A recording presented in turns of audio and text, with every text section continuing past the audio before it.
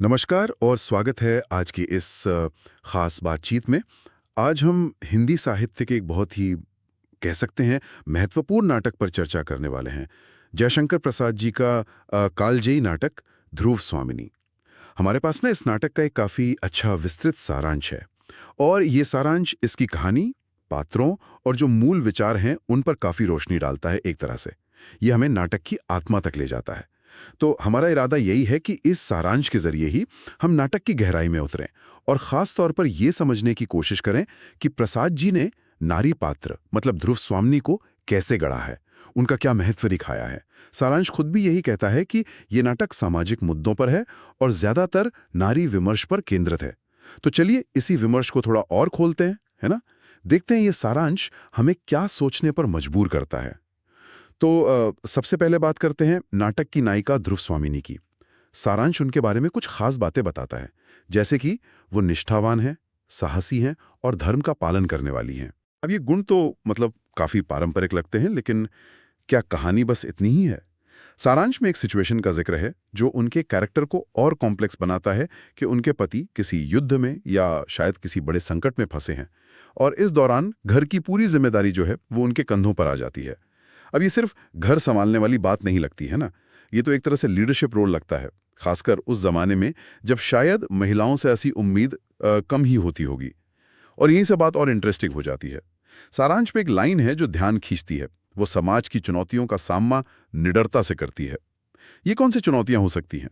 क्या ये सिर्फ बाहरी संकट हैं या फिर उनके अपने वजूद और सम्मान से जुड़े सवाल भी इसमें शामिल हैं?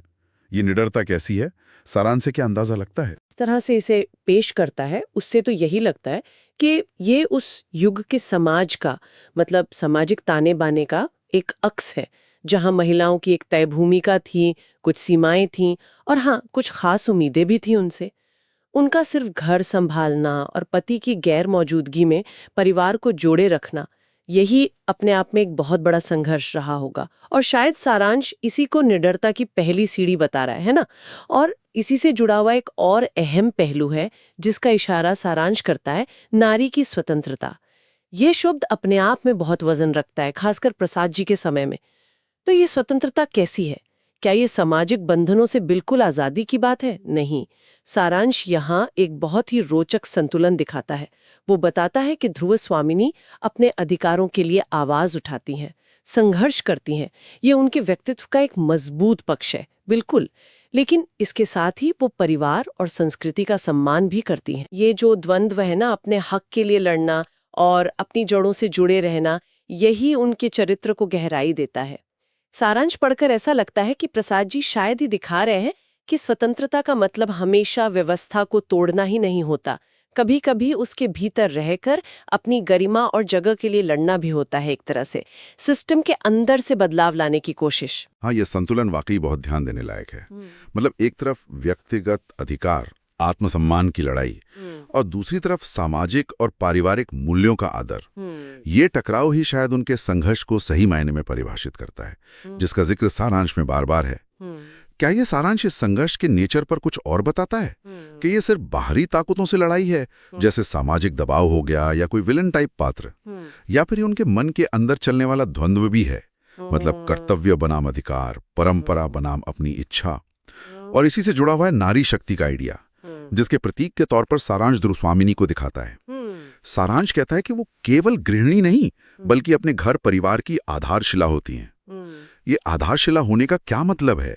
क्या ये सिर्फ जिम्मेदारियां निभाना है या इसका कोई और गहरा मतलब है? इसे थोड़ा और खोलकर समझाएंगे। सवाल बहुत अच्छा है आपका, क्योंकि संघर्ष यहाँ वाकई मल्टी डायमेंशनल लगता है, जैसा सारांश की डिटेल्स से पता चलता है। बाहरी चुनौतियां तो हैं ही, जैसे आपने कहा, पति की गैर मौजूदगी, समाज क्या कहेगा, या कोई और खतरा जिसका वो सामना कर रही हो। लेकिन सारांश जिस तरह उनके साहस, उनकी निष्ठा और अधिकारों के लिए लड़ने की बात करता है ना, उससे लगता है कि एक गहरा आंतरिक संघर्ष भी चल रहा है। ये संघर्ष है अपनी पहचान को बचाए रखने का, अपने नैतिक मूल्यों पर टिके रहने का और हाँ, साथ ही अपने अधिकारों को भी पाने का। ये बिल्कुल आसान नहीं रहा होगा। और जब हम शक्ति की बात करते हैं तो सारांश हमें जो ट्रेडिशनल डेफिनेशंस हैं उनसे आगे ले जाता है। यहाँ शक्ति का मतलब शायद फिजिकल स्ट्रेंथ या पावर दिखाना नहीं है, ये इनर स्ट्रेंथ है, जिसे हम रेजिलियंस कह सकते हैं।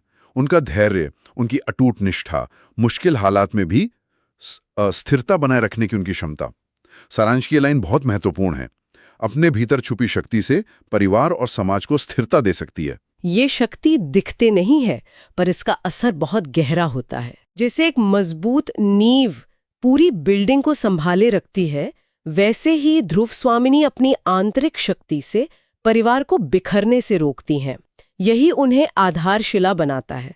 वो एक तरह से नैतिक और भावनात्मक सेंटर बन जाती है, जिस पर परिवार का ढांचा टिका है। ये भूमिका पारंपरिक गृहिणी से कई ज्यादा एक्टिव और प्रभावशाली है। और अगर हम इसे थोड़ा और बड़े पर्सपेक्टिव से देखें, तो ये विचार पारिवारिक और सामाजिक मूल्यों के संरक्षण के बड़े विषय से जुड़ जाता है। सारांश से ऐसा लगता है कि ध्रुव स्वामिनी का संघर्ष सिर्फ पर्सनल नहीं है। वो लड़ते हुए भी उन मूल्यों को बचाने की कोशिश कर रही हैं जो समाज को एक साथ रखते हैं, जैसे निष्ठा, धर्म, कर्तव्य। जैसा कि सारांश बताता है, नाटक में पारिवारिक संस्कारों, धर्म और परंपराओं का महत्व दिखाया गया है। लेकिन ये कोई ऐसी परंपरा नहीं लग रही जो बिल्कुल जड़ हो या दबाने वाली हो।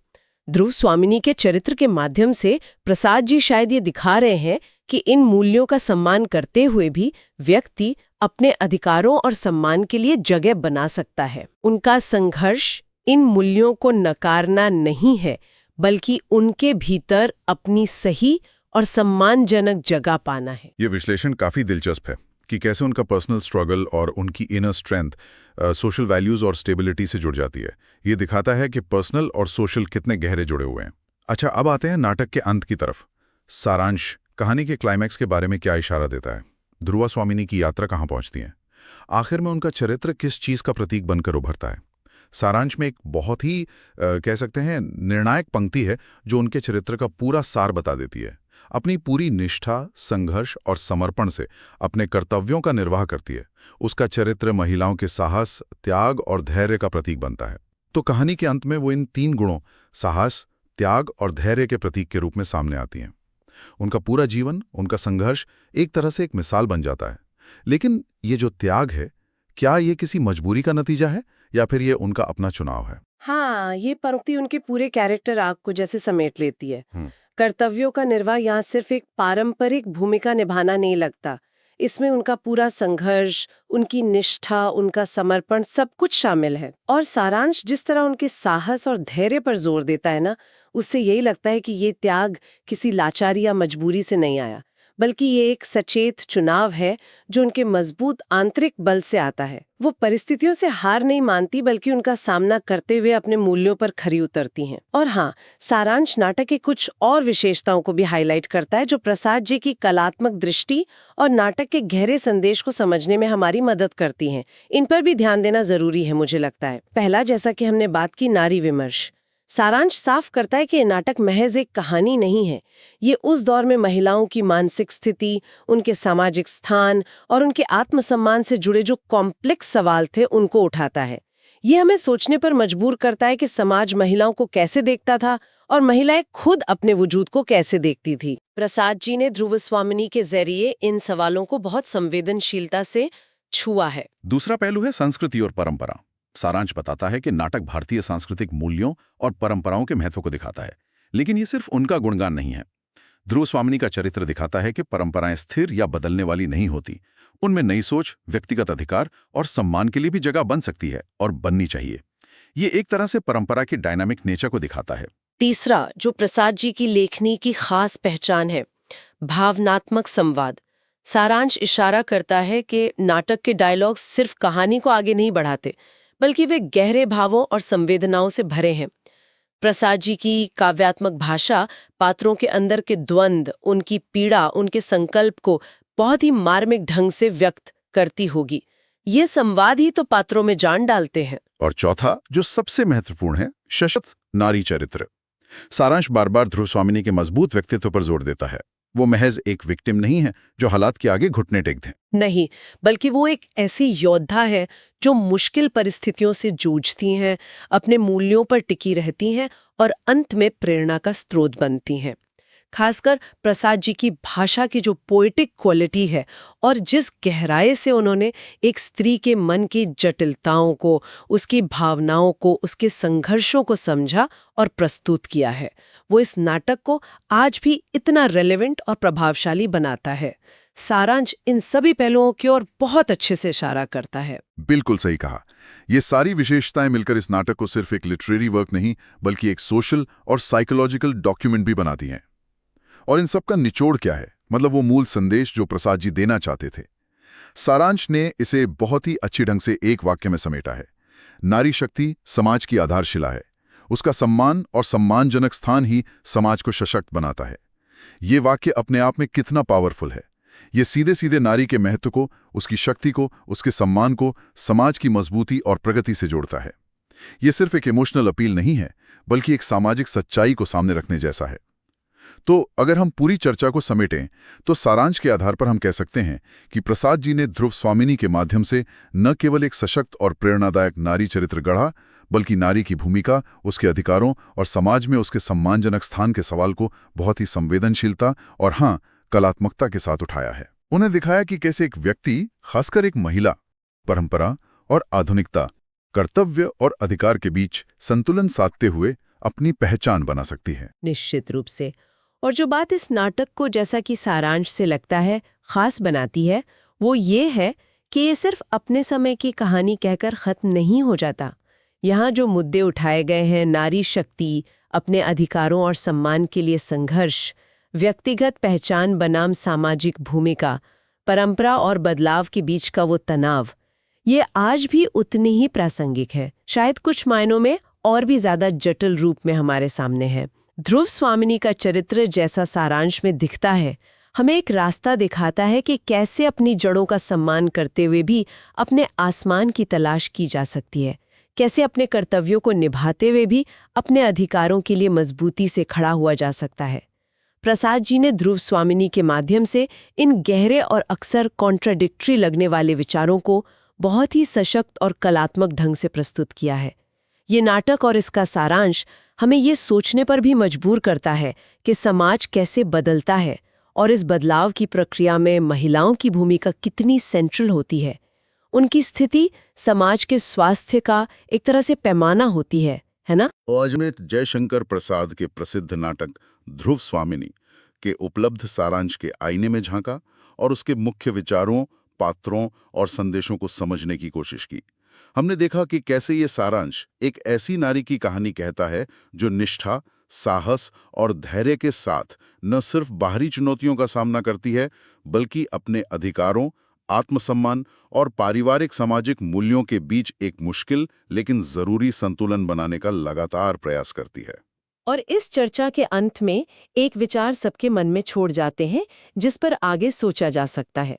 सारांश जिस तरह ध्रुव स्वामिनी को परंपरा का सम्मान करते हुए भी अपने अधिकारों और आत्मसम्मान के लिए संघर्ष करते दिखाता है, उसे देखते हुए आज के आधुनिक समाज में जहां व्यक्तिगत स्वतंत्रता पर बहुत जोर है, वहीं सांस्कृतिक और सामाजिक अपेक्षाएं भी अपनी जगह मौजूद हैं। इन दोनों के बीच संतुलन साधने के महिलाओं के लिए क्या मायने हैं?